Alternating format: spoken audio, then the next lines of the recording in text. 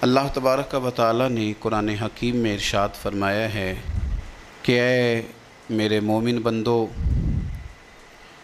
زندگی میں جب تمہیں مشکلات گھیر لیں، آزمائشیں چاروں طرف سے تمہارا گھیراؤ کریں، تو اس موقع پر اگر تم چاہو کہ کوئی چیز تمہاری مددگار بن جائے تو پھر تم نے اس طرح کرنا ہے کہ صبر اور نماز سے مدد طلب کر لینی ہے۔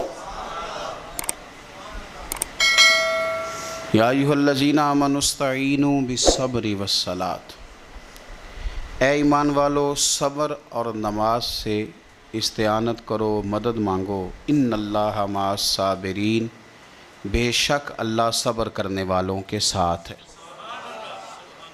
صبر اور نماز سے تم مدد طلب کرو، مدد مانگو، اللہ صبر کرنے والوں کے ساتھ ہے۔ ایسا نہیں ہو سکتا کہ زندگی میں انسان کو مشکل نہ آئے، یہ ممکن نہیں۔ لیکن ہوتا یہ ہے کہ لوگ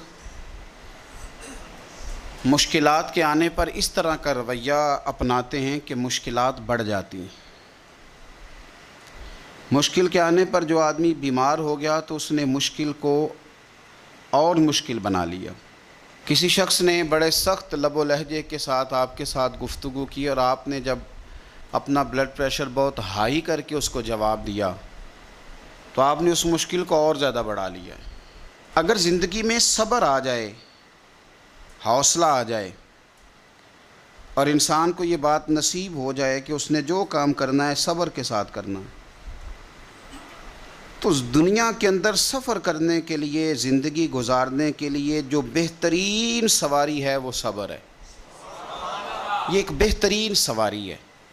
میرے نبی کریم صلی اللہ تعالیٰ علیہ وسلم نے ارشاد فرمایا کہ جب اللہ تعالیٰ قیامت کے دن صبر کرنے والوں کو جزا دے گا نا، اور اللہ تبارک و تعالیٰ انہیں اپنے انعامات سے نوازے گا، تو فرمایا جن لوگوں نے دنیا میں سکھ اٹھائے ہوں گے نا، بہت زیادہ زندگی آسانی میں گزاری ہوں گی، وہ بھی صبر کرنے والوں کا انعام دیکھ کر خواہش کریں گے کہ کاش ہمارے جسم لوہے کی کینچیوں سے کاٹ دیے جاتے، تو آج ہمیں بھی یہ والا اجر ملتا جو ان صابرین کو دیا جا رہا ہے۔ بڑی طبیعتوں میں جلد بازی، آہستہ آہستہ تلخی، اور چونکہ یہ تیز لوگوں کا زمانہ ہے تو بہت سارے لوگ جب تیزی دکھاتے ہیں، زندگی میں حوصلہ نہیں ہوتا، تو وہ کئی دفعہ نہ بیچارے اپنی ہی تیزی میں الجھ جاتے ہیں۔ کچھ دوست کئی دفعہ آ کے پوچھتے ہیں، کہتے ہیں بڑی مشکل ہے، بڑی مشکل ہے، تو آپ بتائیں کہ کیا کریں؟ تو میں کہا کرتا ہوں کہ آج کل جو مشکلات ہیں نا، آپ نے یہ مہربانی فرمانی ہے کہ کوئی نیا پروگرام نہیں بنانا، کوئی نئی اسکیم نہیں لڑانی مشکل سے نکلنے کے لیے۔ ایسا نہ ہو کہ آپ اور مشکل میں الجھ جائیں۔ آپ اللہ تبارک و تعالیٰ پہ بھروسہ کریں اور اپنی زندگی حوصلے کے ساتھ، صبر کے ساتھ گزاریں، اطمینان کے ساتھ، اور جد و جہد کرتے رہیں، کوشش کرتے رہیں، ہمت نہیں ہاریں۔ ایک وقت لگتا ہے، ایک ٹائم لگتا ہے۔ اگر اللہ کے پیارے حبیب صلی اللہ علیہ وسلم کو انقلاب برپا کرتے 23 سال لگ گئے، تو آپ کو کیا جلدی ہے؟ تھوڑا سا آپ وقت دیں، تھوڑا سا آپ رکیں، تھوڑا سا صبر کریں۔ میرے رسول کریم صلی اللہ علیہ وسلم نے صبر کا ہمیں پیغام دیا۔ اپنی زندگی کو اگر آپ صبر نہیں کریں گے تو زندگی بے چین ہو جائے گی، زندگی بے قرار ہو جائے گی، زندگی میں تکلف آ جائے گا۔ زندگی کے اندر میں بہت سارے دوستوں کو دیکھتا ہوں کہ ایک مفت کی بے چینی، اپنا تعارف کرانے کی بے چینی، اپنا نام بنانے کی بے چینی، اپنا ظاہر کرنے کی بے چینی، اپنی کوئی کہانی سنانے کی بے چینی، یہ ساری بے چینیاں ہیں۔ آپ کچھ کام کریں زندگی میں اور حوصلے کے ساتھ کریں، اور پھر تھوڑا ٹائم دیں۔ ایک وقت آئے گا رب کریم آپ کو خود ہی عزت عطا فرما دے گا، اللہ تعالیٰ خود ہی آپ کو شہرت بھی عطا کر دے۔ آپ کو کہیں منظور نظر ہونا ہے، فرنٹ سیٹ پہ آنا ہے تو ٹائم لگے گا۔ کچھ کر کے آئیں گے تو آپ کو بھی مزہ آئے گا، کچھ کر کے آئیں گے تو آپ کو بھی پتہ چلے گا کہ نہیں میں کسی وجہ سے آیا ہوں۔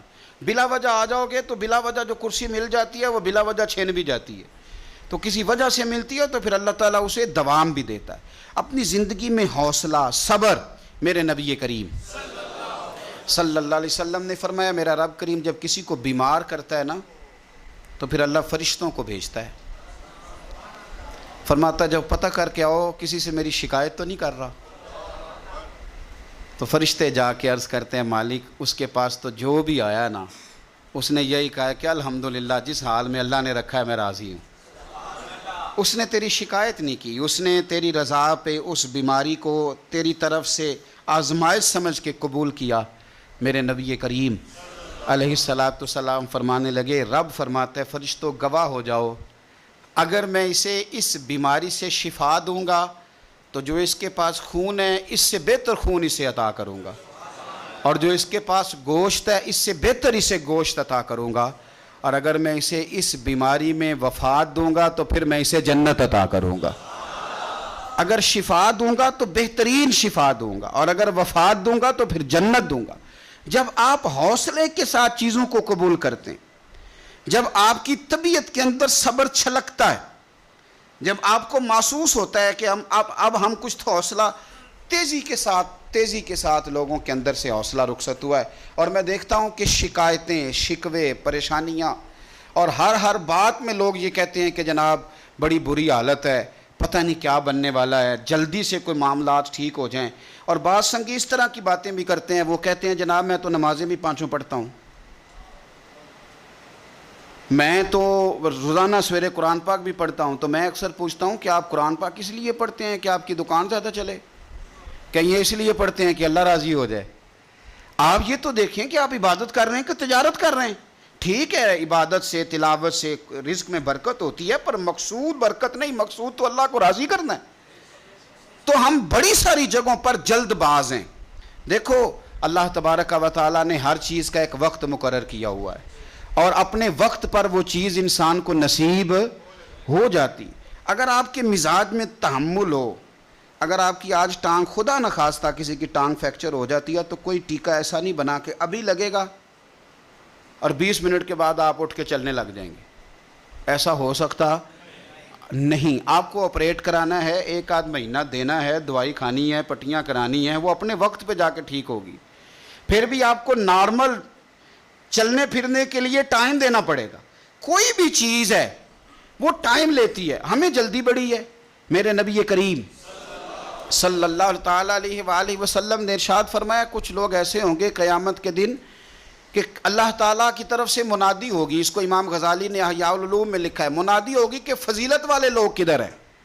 فرشتے پوچھیں گے فضیلت والے لوگ کدھر ہیں؟ تھوڑے سے لوگ ہوں گے جو جلدی جلدی سے اٹھیں گے اور وہ جنت کی طرف جانے لگیں گے. تو فرشتے ان سے پوچھیں گے بھئی تم فضیلت والے بھی ہو اور جلدی جلدی جنت میں جا رہے ہو, تو بتاؤ تو صحیح تم اصل میں ہو کون؟ تو وہ کہیں گے ہم وہ لوگ ہیں جن پر ظلم کیا جاتا تھا تو ہم صبر کرتے تھے, اور اگر کوئی تکلیف دیتا تھا تو ہم اسے معاف کر دیتے تھے, اور اگر کوئی جہالت کرتا تھا تو ہم جواب میں بردباری کرتے تھے. بس اس کی برکت سے اللہ نے فضیلت والے بھی بنا دیا ہے اور جنت بھی عطا کی جا رہی ہے. تو اگر آپ میں نہ درگزر ہے نہ حوصلہ ہے, دیکھیں مفسرین کرام نے اور سیرت نگاروں نے ایک بحث چھیڑی ہے کہ اللہ تعالیٰ نے فتح مکہ پہ غلبہ میرے نبی کریم علیہ السلام کو عطا فرمایا. مفسرین کہتے ہیں کہ بتاؤ اگر غلبہ اہل مکہ کو ہوتا تو پھر وہ کیا کرتے؟ اگر خدا نہ خواستہ ان کی طرف معاملات جاتے تو کیا حال ہوتا؟ اب حضور آئے ہیں مکہ مکرمہ کے اندر فاتح بن کے. کئی دفعہ نہ سکھ بھول جاتے ہیں, دکھ نہیں بھولتے. کسی کمرے سے آپ ڈر گئے ہو نا کسی وقت, تو آپ دوبارہ جب بھی اس کمرے میں جائیں وہ ایک چھوٹا سا خوف ضرور محسوس ہوتا ہے. کسی بندے نے تلخ بات کی ہو نا تو وہ پوری طرح بندہ اس کو بھلا نہیں سکتا, کبھی نہ کبھی وہ بات دوبارہ یاد, وہ بندہ سامنے آئے یا وہ مقام ہی سامنے آئے. تو اہل مکہ نے تو کوئی کسر نہیں چھوڑی تھی, قریش نے رعد کر دی تھی. اب سرکار گھوڑے پہ بیٹھے ہیں اور سارے ہاتھ باندھے سامنے کھڑے ہیں, تو ساری چیزیں میرے نبی پاک کے سامنے, لیکن ذرا میرے محبوب کا صبر دیکھنا. پوچھا جا رہا ہے کہ یا رسول اللہ آپ کیا سلوک کریں گے؟ تو حضور نے کیا فرمایا؟ فرمایا وہ سلوک کروں گا جو جناب یوسف نے اپنے بھائیوں کے ساتھ کیا تھا. حضرت یوسف نے کیا سلوک کیا تھا؟ جناب یوسف علیہ السلام کے بھائیوں نے تھپڑ بھی مارے, کنویں میں بھی پھینکا, بیچ بھی دیا. بڑا مشکل کام ہوتا ہے بک جانا. کسی شہزادے کی بولی لگے مصر کے بازار میں, اور یار اس درد کو سمجھو. کسی کے گھر کی بولی لگ رہی ہو تو عورتیں تڑپ اٹھتی ہیں، کسی بندے کی بولی لگ رہی، اتنی تکلیف سے ہی حضرت یوسف نے اب بادشاہ بن گئے، قحط پڑ گیا سارے علاقوں میں۔ حضرت یوسف اللہ کے نبی تھے، انہیں پہلے سے خبر تھی قحط پڑے گا، انہوں نے غلہ جمع کر لیا، اب چوکیاں بنا دی، باہر سے لوگ آئیں گے مصر میں غلہ خریدنے، تو آپ نے فرمایا جو جس علاقے سے بھی آئے اسے پوچھنا کہاں سے آیا ہے اور کیا لے کے آیا ہے، سونا لایا چاندی لایا کہ کیش لایا، پوچھنا۔ لیکن فرمایا جب آئے نا کنان کے لوگ، بھائی بھائیاں دے ویری ہوندے پر بھائی بھائیاں دیاں باواں، اگر کنان کے لوگ آئے نا یعنی بھائی آئیں، ان کو تو نہیں نا بتایا فوجیوں کو کہ بھائی آئیں، فرمایا اگر کنان والے آئے نا تو یہ پوچھ لینا کہاں سے آئے ہیں، اور اگر وہ کہیں کنان سے آئے ہیں تو پھر یہ نہ پوچھنا کیا لے کے آئے ہیں، ان کا پردہ قائم رکھنا، یہ نہ پوچھنا کیا، بس آنے دینا۔ اور وہ آ گئے، ان سے پوچھا نہیں کسی نے، جب آ گئے تو حضرت یوسف نے بہانے سے بھائی بھی روک لیا، غلہ بھی زیادہ دیا، اور جو انہوں نے پیسے دیے تھے وہ بھی دوبارہ بوریوں میں ڈال دیے، پھر اپنے والد کو اور بھائیوں کو بلا بھی لیا، بات طے بھی ہو گئی۔ تو اب بھائی گردنیں جھکا کے کھڑے تھے، یوسف ہمارے ساتھ کیا سلوک کرنا ہے؟ تو کہا کچھ بھی نہیں کرنا، تم میرے بھائی ہو، میرے رسول کریم صلی اللہ تعالیٰ علیہ وآلہ وسلم نے فرمایا مکے والوں تمہارے ساتھ وہی سلوک کروں گا جو جناب یوسف نے اپنے بھائیوں کے ساتھ کیا تھا۔ میرے بھائی تھوڑا صبر تو پیدا کر نا، حوصلہ پیدا کر۔ پہلے حضرت یوسف بھائی تھے، اور جب جناب یوسف نے معاف کیا تو پھر بھائی سجدوں میں گر گئے، پھر کیفیت اور ہو گئی۔ اس زمانے میں سجدہ تعظیمی جائز تھا، تو وہ تعظیم کرنے لگے۔ جب آپ نے صبر ہوتا ہے تو لوگ آپ کی تعظیم کرنے لگتے ہیں، آپ کی عزت بننے لگتی، آپ کا وقار بڑا ہوتا ہے۔ سنو، حضرت یحییٰ بن معاذ رحمۃ اللہ تعالیٰ علیہ فرماتے ہیں میرا رب میری دعائیں بڑی قبول کرتا تھا، میں جو اپنے مالک کی بارگاہ میں عرض کرتا میرا اللہ قبول فرما لیتا۔ فرماتے ہیں میں نے ایک بندہ دیکھا تو وہ کوڑ کا مریض تھا، اور اس کے کپڑے بھی لگتا تھا کہ اس کا وجود کھا رہے ہیں، لیکن وہ بیٹھا تھا ایک کنارے جھونپڑی میں۔ میں نکلا ہوا تھا انار تلاش کرنے کہ کوئی انار مل جائے، صبح سے میری بڑی تلاش تھی اور میں نے کئی جگہوں پہ ڈھونڈا تو انار نہیں ملا۔ کہتے ہیں میں اس جھونپڑی کی طرف آیا تو میں نے اسے دیکھا تو اس کے قریب جا کے مجھے بڑا رحم آیا، تو میں نے اسے کہا میں تیرے لیے دعا نہ کر دوں اللہ تجھے شفا دے دے؟ تو کہتے ہیں وہ مجھے کہنے لگا آپ مہربانی کریں، آپ میرے لیے دعا نہ کریں، میرے رب نے مجھے جس حال میں رکھا ہے میں اس حال میں ہی راضی ہوں، اور اللہ کے فضل سے میں صبر کر کے بیٹھا ہوں۔ البتہ آپ بڑے بے چین ہیں، صبح سے انار ڈھونڈ رہے ہیں، آپ اپنے لیے دعا کریں اللہ آپ کی یہ خواہش دور کر دے۔ آپ بڑے پریشان ہیں، صبح سے تلاش کر رہے ہیں، آپ کو انار نہیں مل رہا، آپ صبح سے تلاش، جتن ہر کوئی کھیڈے او کدی ہارن بھی کھیڈ فقیرہ۔ یہ تو ساری دنیا ہی کھیلتی ہے کہ جیتنے کے لیے، جتن تے ہر کوئی کھیڈے کدی ہارن بھی کھیڈ فقیرہ، اور جتن دا مول کوڈی پیندے ہارن دا مول ہیرا۔ تو کبھی ہار دے، کبھی تو ارادہ کرنا۔ تو وہ کہنے لگے تو اپنے لیے دعا کر، تیری خواہش ہے کہ وہ تیری ہر آرزو کرے پوری، اور میری خواہش ہے کہ تیری آرزو بدل جائے۔ تو کہنے لگے کہ تو نہ اس طرح کر، اپنے لیے دعا کر کہ اللہ تیری، وہ صبح سے تو پریشان ہے انار نہیں مل رہا، میں بیمار ہوں لیکن میں صبر سے بیٹھا ہوں، جب رب چاہے گا شفا عطا کر دے گا، جب اللہ چاہے گا۔ حضرت یونس علیہ السلام نے حضرت جبریل امین علیہ السلام ملنے آئے تو حضرت یونس علیہ السلام فرمانے لگے جبریل میری اس بندے سے تو ملاقات کرا جو اس وقت دنیا میں اللہ کا سب سے زیادہ عابد بندہ ہے، سب سے زیادہ عبادت کرنے والا، اس سے ملا۔ حضرت جبریل کہنے لگے آئیے لے چلتے ہیں۔ تو جناب جبریل لے گئے، جب لے کے گئے تو اس بندے کے دونوں ہاتھ بھی کوئی نہیں تھے، دونوں پیر بھی نہیں تھے، اس کا وجود سارا تکلیف سے کٹا ہوا تھا، اور اس کی آنکھیں بھی نہیں تھیں۔ تو حضرت یونس علیہ السلام فرمانے لگے اے جبریل امین علیہ السلام میں نے تو کہا تھا عابد بندے کے پاس لے آئے، آپ بیمار کے پاس لے آئے۔ کہا یہ وہ بندہ ہے جس کو اللہ تعالیٰ نے سب سے زیادہ عبادت کرنے والوں میں لکھا ہے، ذرا آئیے اس سے بات کرتے ہیں۔ گفتگو شروع ہوئی تو حضرت جبریل کہنے لگے آپ کی آنکھوں کا کیا بنا؟ تو وہ کہنے لگا کیا بننا تھا، جب تک میرے رب نے چاہا میں دنیا دیکھوں اس نے دکھائی، اور جب اس نے کہا کہ اب تیرے لیے بہتر نہیں تو وہ آنکھیں لے گیا، تو جے سونا ہی میرے دکھ وچ راضی تے میں سکھ نو چلے ڈاواں، وہ لے گیا۔ وہ جب تک اس نے چاہا میرے ہاتھ کام کریں تو کیے، جب اس نے چاہا نہیں ٹھیک تو وہ لے گیا۔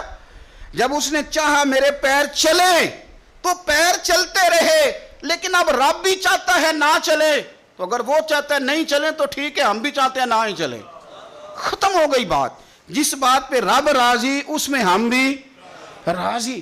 حضرت سیدنا یونس علیہ السلام فرماتے ہیں میں سمجھ گیا یہ واقعی اللہ کا سب سے زیادہ عبادت گزار بات، لیکن یہاں شکوے پریشانیاں ہی پریشانی، ذرا ذرا سی بات پہ تکلیفیں، وہ آنسو جو صرف مصطفیٰ کے لیے بہانے چاہیے، وہ ہم نے اپنی چھوٹی چھوٹی پریشانیوں کے لیے، رزق کے لیے، اس کے لیے اس کے لیے ہم نے وہ بہا دیے۔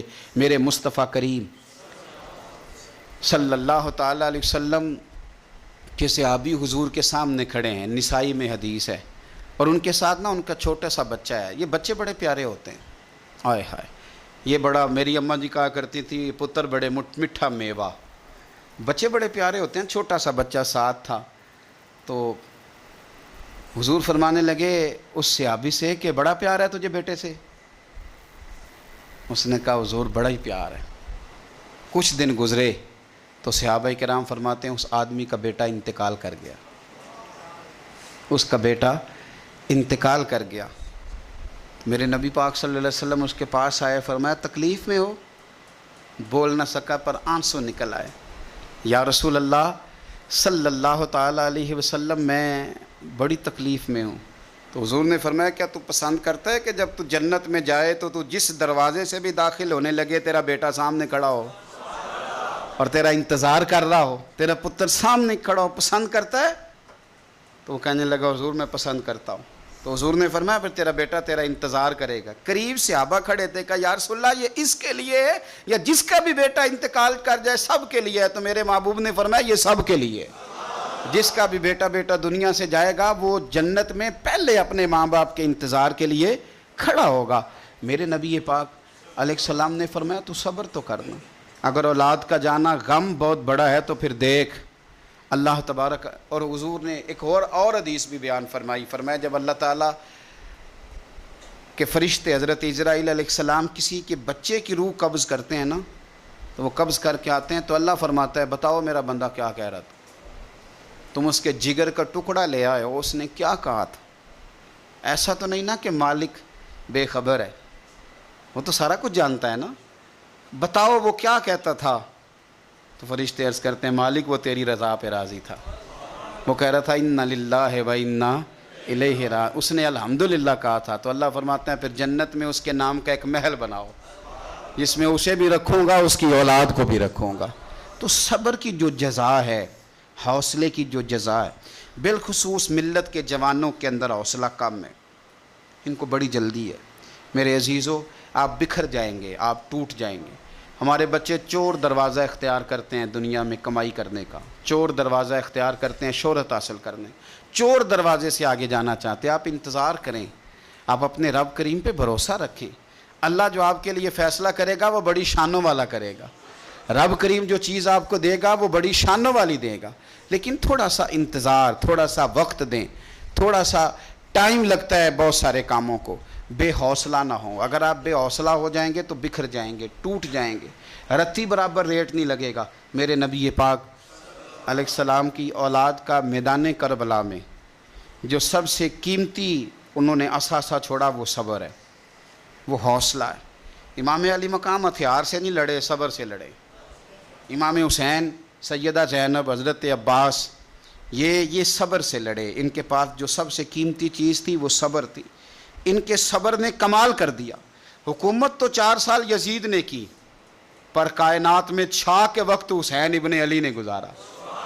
تخت پہ ایک دن بھی نہیں بیٹھے، پر دلوں پہ حکومت ہمیشہ حسین ابن علی کی رہے گی، اس لیے کہ انہوں نے صبر کے ساتھ، تحمل کے ساتھ۔ دیکھو ساری کتابوں میں آپ کو ملے گا کہ 3 دن تک ان کے خیموں میں پانی اور کھانا نہیں تھا، لیکن یہ بھی کمال کیا سیرت نگاروں نے، کہتے ہیں 3 دن تک خیموں میں پانی نہیں گیا، کھانا نہیں گیا، پر ایک لمحے کے لیے بھی خیموں کے اندر سے قرآن پاک کی تلاوت کی آواز نہیں رکی، ایک منٹ کے لیے بھی انہوں نے قرآن پاک پڑھنا نہیں چھوڑا، ان کی عبادت قضا نہیں ہوئی، انہوں نے جو ان کا اصل کام تھا وہ کام نہیں انہوں نے چھوڑا۔ اگر صبر، حوصلہ، اطمینان ان کے پاس نہ ہوتا تو پھر یہ منظر آج سامنے اور وہ بے حوصلہ تھے. وہ تو کبھی 10,000 بھیجتے تھے تو کبھی 22,000 بھیجتے تھے تو کبھی عمر بن سعد کچھ کہتا تھا، چونکہ حوصلہ نہیں تھا، دلیری نہیں تھی. اور یہاں یہ کیفیت تھی کہ حضرت قاسم بن حسن آ کے امام حسین کی بارگاہ میں کہتے تھے کہ چاچا 4 قطرے پانی کے مل جائے نا تو یہ 22,000 کا لشکر کوئی شے نہیں میرے سامنے. لیکن بحیثیت انسان گلا خشک ہو گیا ہے، کمزوری غالب آتی جا رہی ہے. چند قطرے پانی کے 1 منٹ کے لیے بھی، اور کسی جگہ بھی آپ کو، کسی جگہ بھی، نہ امام حسین، نہ سیدہ زینب، نہ بعد میں امام زین العابدین، کسی جگہ بھی آپ کو شکوہ کرتے نظر نہیں آئیں گے. وہ اللہ کی رضا میں راضی رہے. انہوں نے صبر کی، حوصلے کی اعلیٰ مثال قائم کر کے معاشرے کے سامنے رکھی. اپنے آپ کو تھوڑا سا کھڑا کریں. اور میں اکثر یہ کہتا ہوں کہ اگر آپ میں حوصلہ نہیں نہ آئے گا تو آپ تو روٹین کے جو روزمرہ کے کام ہیں وہی نہیں آپ کر سکیں گے. بے حوصلہ آدمی گاڑی چلا سکتا ہے تو گھر کیسے چلائے گا؟ وہ تو گاڑی نہیں چلا سکتا. گاڑی چلانے کے لیے بھی بڑے بڑے بیوقوف لوگ سڑک پہ چڑھ جاتے ہیں. آپ کو تو گاڑی چلانے کے لیے بہت بڑے حوصلے کی ضرورت ہے. میں ڈرائیور کے ساتھ ہوتا ہوں تو میں اپنے ڈرائیور کا موڈ ٹھیک کرتا رہتا ہوں. وہ گاڑی والے غلط کراس کر جاتے ہیں نا، تو میں اکثر اس کو کہتا رہتا ہوں ڈرائیور کو کہ بھائی اب وہ تو موڈ خراب کر کے چلا گیا تو وہ تو گیا، اس نے تو جو کرنا تھا کر لیا. تو اگر اب آپ کا موڈ خراب ہو جائے گا تو سفر خراب ہو جائے گا. تو آپ تو اپنے آپ کو ٹھیک رکھیں نا، حوصلے میں رہیں، صبر میں رہیں، اطمینان میں رہیں، سرور میں رہیں، تو پھر دیکھیں کس طرح زندگی اچھی گزرتی ہے. گھر کے اندر بھی حوصلے میں رہیں. انشاءاللہ روٹی وقت پہ مل ہی جائے گی. کھانا گھر والوں نے کہا ہے تو وہ انشاءاللہ پاک کی جائے گا. حوصلے میں رہیں. ڈاکٹر بھی حوصلے میں رہے اور مریض بھی حوصلے میں رہے. دکاندار بھی حوصلے میں رہے اور گاہک بھی حوصلے میں رہے. تھوڑا سا نا، مطلب میں ایک دکاندار کے پاس ایک دفعہ کھڑے ہونے کا موقع مل گیا تو وہ کوئی چیز کسی آدمی نے نا اس سے پوچھ لی تو وہ کہنے لگا یہ جنرل سٹور سے نہیں ملتی، اور تلخ لفظوں میں اس نے کہا. تو اب وہ جو سامنے کھڑا تھا وہ بھی تو آخر ہم کہتے ہیں نا میں کسی سے کام تو نہیں نا، تو میں نے پھر اس کا بازو تھاما. میں نے کہا یہ بیچارہ تھوڑا پریشان بھی ہو سکتا ہے، کسی تکلیف میں بھی ہو سکتا ہے، تو آپ مہربانی، آپ یقین کریں کہ ابھی ہم وہیں کھڑے تھے، بات کر ہی رہے تھے، تو اس تک آواز بھی نہیں جا رہی تھی، لیکن وہ بندہ خود بخود ہی صرف 2-4 منٹ کے اندر اندر کہنے لگا یار ناراض نہ ہونا، بڑا پریشان کیا ہوا ہے بعض چیزوں نے، تو یہ جو چیز آپ طلب کر رہے تھے میں نے تلخی سے بات کر دیا، یہ میرے پاس نہیں ملتی، یہ میڈیکل سٹور سے ملے گی. تو اگر وہ اسی وقت اس کو جواب دے دے تو تلخی ہو جائے. تھوڑا سا اگر آپ حوصلہ کر لیں گے تو امید ہے کہ سامنے والا واپس آپ تھوڑا سا زندگی میں اطمینان کریں، تھوڑا سا سکون کریں. تھوڑا سا میرے پاس رات کو 4-5-6 ڈاکٹر آ گئے تھے تو میں ان سے کہہ رہا تھا کہ آپ دوائی بھی ضرور لکھیں پر تھوڑا سا نا مریضوں سے ہنس کے بولا کریں، آپ کی مہربانی. آپ روز مریض دیکھتے ہیں تو آپ عادی ہو جاتے ہیں. تو جو لواحقین ہوتے ہیں ان کے گھر میں پہلی دفعہ مریض ہوا ہوتا ہے، وہ پریشان ہوتے ہیں. اب چونکہ آپ کا روٹین کا کام ہے آپ کو اتنی ٹینشن نہیں ہوتی. آپ کو پتہ ہوتا ہے کہ ابھی ٹانگ خدا نخواستہ ٹوٹ گئی ہے تو اس کا ایکس رے ہوگا، فلانا کام ہوگا، تو یہ ہر چیز اپنے ٹائم پہ. آپ ٹھیک ہیں، لیکن اگر آپ تھوڑا سا تیز 2 قدم چلنے لگ جائیں، بھاگ کے ادھر جائیں، بھاگ کے ادھر آئیں، تو مریض والوں کا حوصلہ ہو جائے گا کہ نہیں ڈاکٹر بڑا بھاگ دوڑ کر رہا ہے ہمارے لیے. لیکن اگر آپ کہہ دیں گے بیٹھ جاؤ آرام سے ہو جاتا ہے سارا کچھ، تو وہ کہتے ہیں اس کو تو پرواہ ہی کوئی نہیں. تو زندگی میں صبر کریں، تحمل کریں اور اپنے آپ کو بردبار بنا لیں. بس صبر آ گیا تو انشاءاللہ وقار آ جائے گا، انشاءاللہ عزت آ جائے گی. اللہ سمجھنے کی توفیق عطا فرمائے. آخر دعوانا ان الحمدللہ رب العالمین.